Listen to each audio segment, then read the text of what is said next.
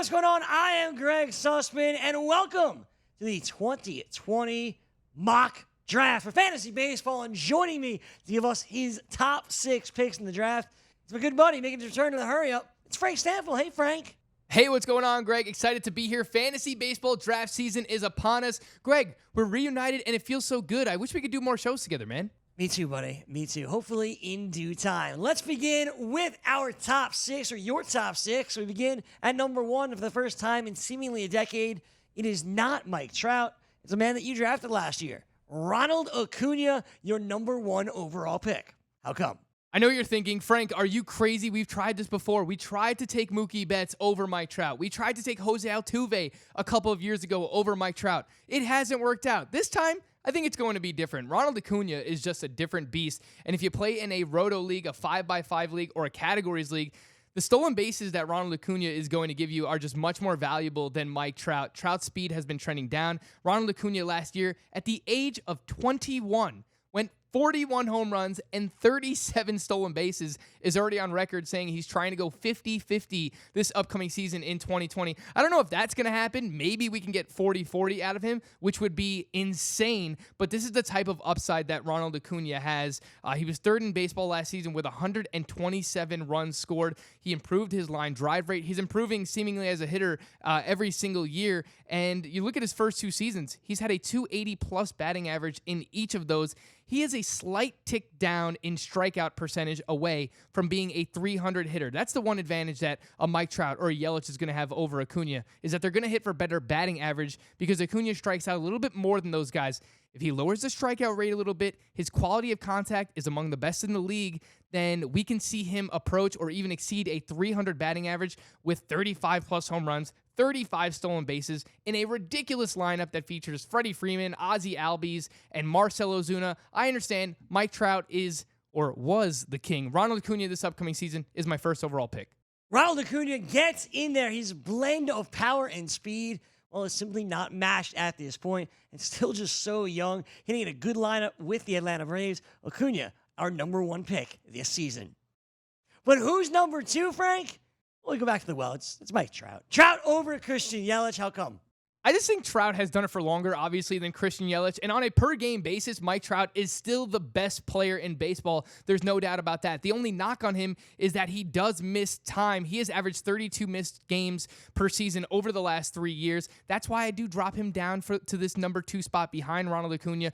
But if he manages to stay healthy for 140, 150 plus, then he has the upside to once again finish as the number 1 player. I mean, what else do you need to say about Mike Trout? The guy has had an OPS over 1,000 for 3 straight seasons. That is just unheard of in baseball. Last year put up a career-high 45 home runs thanks to a career-high 49% fly ball rate. So we're seeing a slight tick up in launch angle for Mike Trout. And let's look at this Los Angeles Angels lineup. They added Anthony Rendon. I mean, how much better can they possibly get? We know early on in the season, Shohei Ohtani is only going to be featured as a hitter, so he's going to slot into that lineup every single day until about mid-May when they use him as a pitcher. So the lineup is improved for the Los Angeles Angels, which only means good things to come for Mike Trout. He's one of the true 5-category players in baseball. Going to hit for an average over 300. Going to give you home runs, RBIs. The stolen bases have been trending down a little bit, but it wouldn't surprise me if he bounces back to 15, maybe 20 steals. And because of that, once again, he's your number 2 player. Should be taken inside the top 3 picks. Let's see if Trout can stay healthy this season and bring back the steals that went away last year during an injury-marred campaign. We know what Trout can do. We've seen it year after year after year. He's still this good.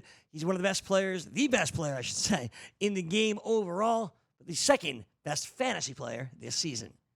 Which brings us to player number 3, and that is Christian Yelich. Obviously, you could probably make a case for any of these 3 guys to go at number 1, but you ranked it Acuna, followed by Mike Trout, followed by Christian Yelich, who's on pace to do absurd things last year before breaking his kneecap. Is he 100% ready to go, Frank? All the reports that we've seen thus far, Greg, is that Christian Yelich is 100% healthy, and if that's the case, you can also make the argument that he should be the number 1 player here. If you thought his MVP season was a fluke in 2018, you were mistaken. He followed that up in 2019 last year with 33 home runs, 30 stolen bases, a career high for him in only 130 games. I really like that he started running more last year, and he was really successful on the base paths. He went 30 for 32 on the base paths. Assuming that he is healthy, he should be up and running once again. His quality of contact is among the best in the league. Doesn't strike out all that much. And he was one of these players that we spoke about for years, that if he would just raise his launch angle a little bit, start hitting more fly balls, start hitting more line drives. Earlier on with the Miami Marlins in his career, he hit a lot of ground balls. The past couple of years, he has started hitting more fly balls. He has started hitting more line drives. And that's why you see him putting up these ridiculous seasons, well over 300 batting average, well over 30 home runs, and he's starting to run more as well. Great ballpark to hit in. Maybe the best ballpark outside of Yankee Stadium to hit in terms of left-handed power is Miller Park. Really good lineup there as well. The only pause that you have when it comes to Christian Yelich, which kind of separates himself, that's why I have him third, is that he did fracture his kneecap last year. So assuming he is healthy, he should go inside the top 3 picks. And I think you can make the case that he should be the number 1 overall player again. It's just he's coming off a major injury, and Mike Trout and Ronald Acuna are not. It's hard to separate these 3 players. So you look at minuscule things, and I'm not sure the injury is a minuscule type of thing, but Trout's coming in healthy. Ronald Acuna has been healthy. Christian Yelich gets a demerit for that. But since coming to Milwaukee, he's been otherworldly, just like Acuna and Trout. You got to feel good if you get the number 3 overall pick. I feel like in a Kentucky Derby style, I might take number 3 overall because that's how confident I am in whoever falls to me. I like Christian Yelich at 3. Number 4 is probably where it gets interesting, Frank, because I think you can make the case for pitchers, a couple of hitters, and I'm not sure which direction is right. For you, it's going to a pitcher, but the interesting thing is which pitcher it is. Yeah, I'm going with Jacob DeGrom over Gerrit Cole here, Greg, and I understand Gerrit Cole was ridiculous last year, put up over 300 strikeouts. Jacob DeGrom has been the most valuable starting pitcher over the last 3 years. While Gerrit Cole has been elite for the past 2 seasons with the Houston Astros, Jacob DeGrom has done it for longer, and he's not changing teams. He remains in Citi Field with the New York Mets, and I mentioned over the last 3 seasons what he's done. Just to give you an idea, a 2.53 ERA, over 11 Ks per 9, a 45% ground ball rate, a 0.97 whip, 763 strikeouts over the last 3 seasons for Jacob DeGrom. That is the 4th most, 622 and a third innings pitched. That is the 2nd most. So he's going to give you volume. He's been safe in terms of not getting hurt. Knock on wood when it comes to Jacob DeGrom. The only thing that we need to ask for is run support. Mets, can you hit the ball a little bit and get Jacob DeGrom some wins? This guy is a back-to-back Cy Young Award winner in the National League, and he's doing that with less than 15 wins consistently. That's the only knock on Jacob DeGrom, but he's going to give you a strong ERA, going to give you a strong whip, going to give you over 200 innings pitched, over 200 strikeouts. And of course, if the run support can be better, then we'll get more wins out of Jacob DeGrom. Wins are just such a hard stat to predict. Same thing like touchdowns when it comes to fantasy football. It's very hard to predict wins in fantasy baseball for pitchers, but give me Jacob DeGrom over Gerrit Cole. He's done it for longer. He's not changing where he's been. And the reason why I take a pitcher here, Greg, is because in the 2nd round and the 3rd round, you can get really good hitters that have been going in the 1st round in years past. Give me one of those aces at pick 4 or 5. Here at pick 4, we'll go Jacob DeGrom. There's a lot of good pitchers coming in around those spots too, Frank, just so you know. But Jacob DeGrom has shown the consistency with the Mets, with the Cy Young Awards, and he's been a major force in fantasy baseball. I talked about that consistency with the Mets. It's been the same way in fantasy baseball as well. Gerrit Cole burst onto the scene last year as the top pitcher. We'll see if he can do it again in pinstripes. Let's talk more now about Gerrit Cole in New York and the difference between him thriving in Houston and trying to make a go of it in a much smaller ballpark in New York. Yeah, I'm not really worried about the ballpark. Again, if Gerrit Cole can just do what he's done with the Houston Astros, he's going to be ridiculous. I mentioned that I do have DeGrom ahead of Gerrit Cole just because he's done it for 1 year longer than Gerrit Cole in terms of being elite, one of those top 5 pitchers in baseball, and the fact that Gerrit Cole is changing scenery here. Again, I don't really worry about the ballpark because Gerrit Cole induces so many swings and misses, so many strikeouts. Again, I'll put it in perspective. What Gerrit Cole has done over the past 2 seasons, a 2.68 ERA, a K per 9 over 13. That is the best among starting pitchers.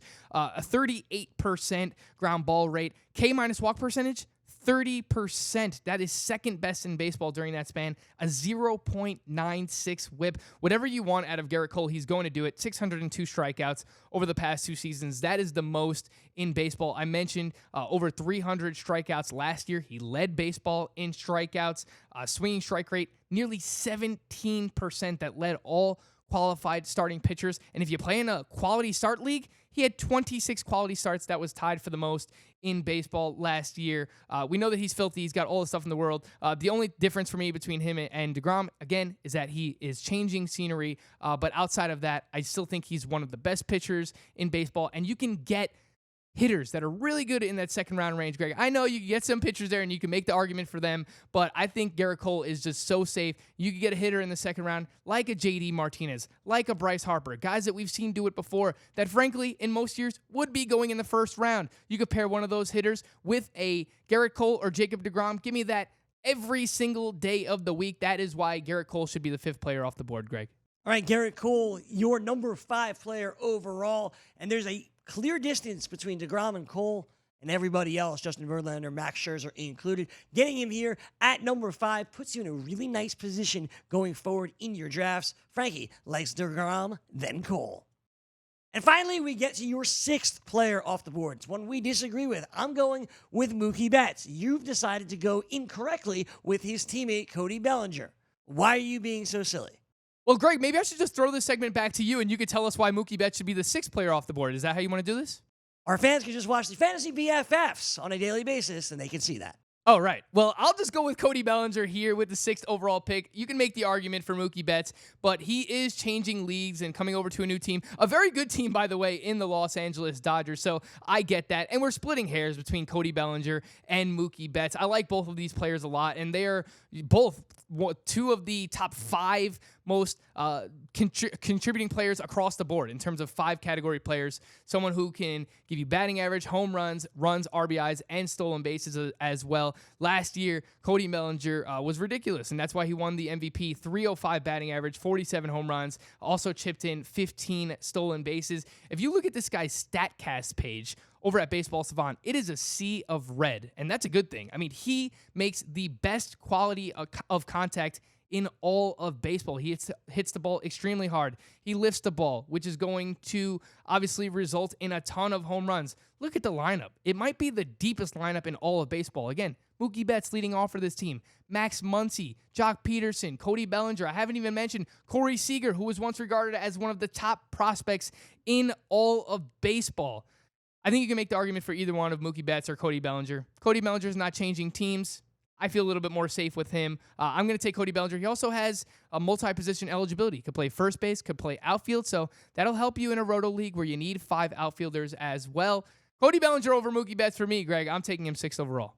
It's Mookie Betts for me, as you know, but we'll save that for another time where, like I said, check out the BFFs on SportsGrid. But Cody Bellinger obviously had an unbelievable season. He is still an ascending player and helps you across the board, as Frank mentioned. You can't go wrong with either Dodger. You should draft Mookie Betts.